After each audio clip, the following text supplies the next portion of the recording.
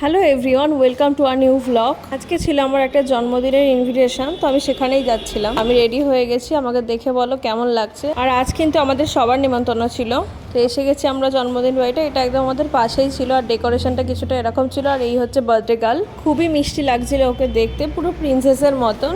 ওর সাথে দেখা করার পরে আমি এখানে চলে এসেছিলাম স্টলের কিছু খাবার খেতে। এখানে ছিল চিকেন পকোড়া আর ছিল কোল্ড ড্রিঙ্কস, তো সেটা আমি নিয়ে নিলাম।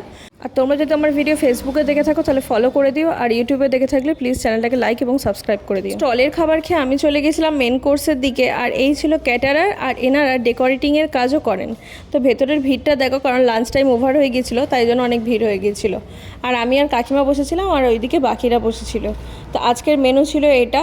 তো প্রথমেই পাতে পড়ে গেল ফিশ ফ্রাই।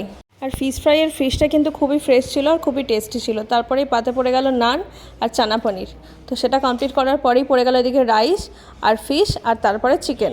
তো তারপর চাটনি, পাঁপড়, মিষ্টি, সন্দেশ, আর লাস্টে ছিল আইসক্রিম। তো শেষে আমি একটু কোল্ড ড্রিঙ্কস নিয়েছিলাম। তো খাওয়া দাওয়া কমপ্লিট করে বেরিয়ে পড়লাম। তো আমার মা এখানে বলছিল মাকে ভালো করে ফটো তুলে দেওয়া হয়নি। তো দেখা হচ্ছে তোমাদের সঙ্গে পরের ভিডিওতে। বাই।